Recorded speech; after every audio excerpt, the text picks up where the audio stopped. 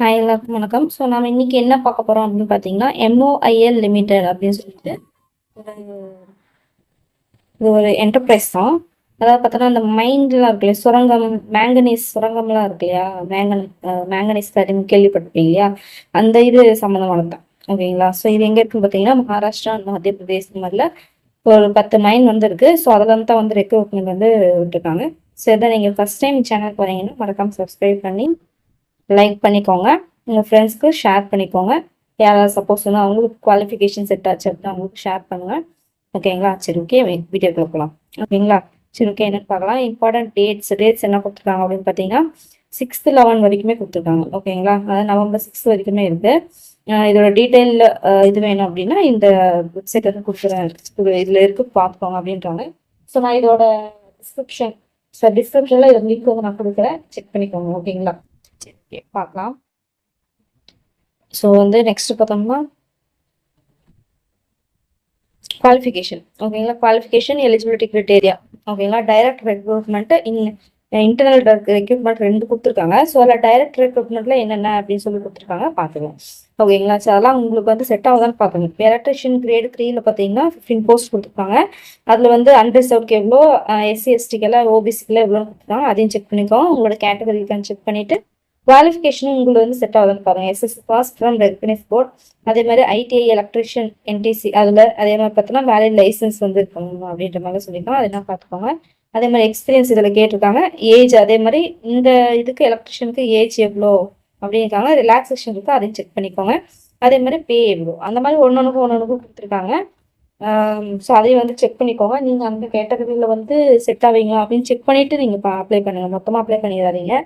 அதே மாதிரி பார்த்தீங்கன்னா மெக்கானிக்கம் ஆப்ரேட்டர் வெல்டரில். ஓகேங்களா. வெல்டர் அதுவும் பார்த்தோன்னா குவாலிஃபிகேஷன் எக்ஸ்பீரியன்ஸ் எல்லாமே கொடுத்துருக்காங்க. ஸோ அந்த மாதிரி வந்து இருக்காங்க. இது எல்லாமே டைரக்ட் ரெக்ரூட்மெண்ட். ஓகேங்களா. ஓகே, அடுத்து பார்க்கலாம். ஸோ அதை வந்து பார்த்துக்கோங்க. ஸோ இது வந்து பார்த்தோன்னா டென்டேட்டிவ் வேகன்சி அப்படின்ற மாதிரி தான் சொல்லியிருக்காங்க. ஓகேங்களா. ஸோ ரெக்கமெண்ட் தகுந்த மாதிரி கம்ப்ளீட் பண்ணுவாங்க.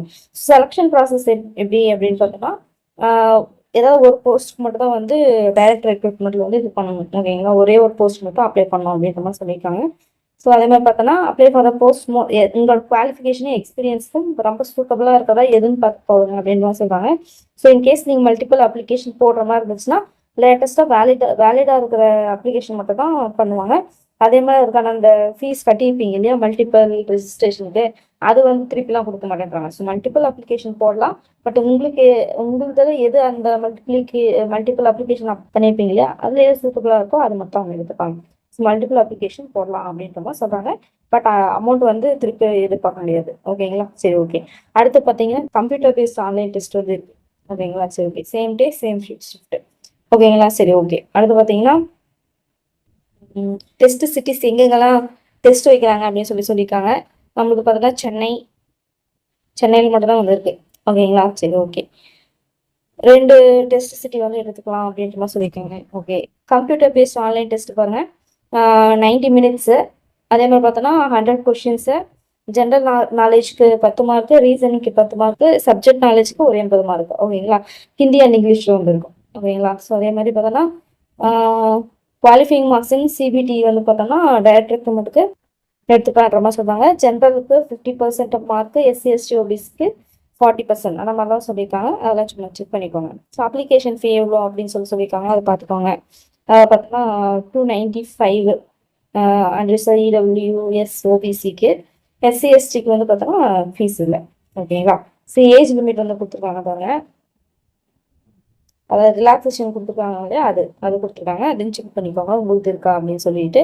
அதே மாதிரி இங்கே அதை தான் கொடுத்துருக்காங்க. ரிசர்வேஷனும் இது இருக்கா அப்படின்னு பார்த்துருக்காங்க உங்களுக்கு. ஓகேங்களா. அதே மாதிரி தான் எக்கனாமிக்கல் வீக்கர் செக்ஷன்னா யாருன்னு சொல்லிட்டு ஒரு கிரிட்டேரியா இருக்கு இல்லையா, அதை கொடுத்துருக்காங்க பாருங்க. அதையும் வந்து செக் பண்ணிக்கோங்க. நீங்கள் வந்து EWS இருக்கீங்க அப்படின்னு சொல்லிட்டு.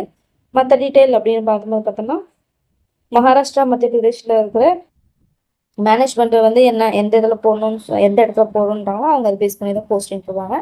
மெடிக்கல் எக்ஸாமினேஷன் வந்து இருக்குது அப்படின்றாங்க. ஸோ இது எப்படி அப்ளை பண்ணோம் அப்படின்னு சொன்னால் கீழே கொடுத்துருக்காங்க பாருங்க.